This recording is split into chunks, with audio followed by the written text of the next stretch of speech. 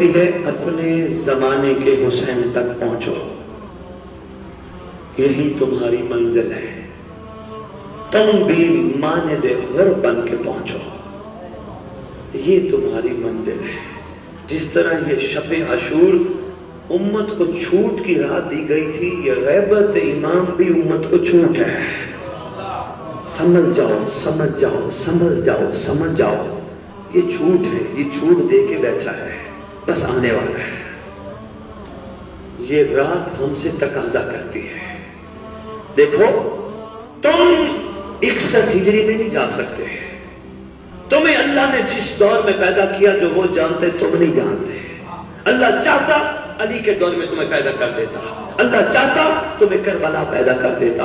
اگر علی کے دور میں ہوتے علی کے ساتھ نہ کھڑے ہوتے، اگر کربلا میں ہوتے حسین کے ساتھ نہ کھڑے ہوتے، تو پھر آج مہدی کے ساتھ کیوں نہیں ہیں؟ بہت شکریہ، یہی میرا مقصد تھا، یہی میرا ارادہ تھا۔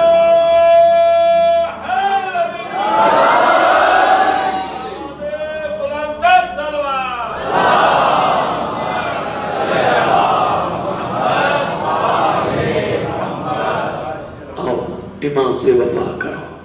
کس طرح کرے؟ گھر کے کونے میں بیٹھ امام کا انتظار کرے؟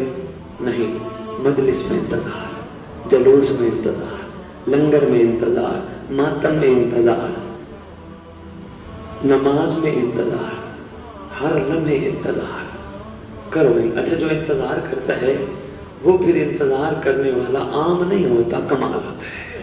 مثلا کرنا ہے ہم نے امام کا انتظار، جن آنکھوں نے انتظار کے بعد امام کی زیارت کرنی ہو، جو آنکھیں غازی کے علم کو دیکھ کر امام کا انتظار کرتی ہوں، وہ آنکھیں گندی چیز نہ دیکھیں۔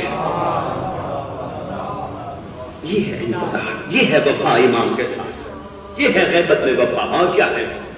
جو زبان درود پڑھتی ہو اس گھر پر، جو زبان علی علی کرتی ہو، وہ زبان حق نہیں رکھتی وہ کسی مومن کا گلہ کرے، وہ کسی کی غیبت کرے یا گالی دے، کیونکہ اس زبان نے امام کو آنے پر لبیک کہنا ہے۔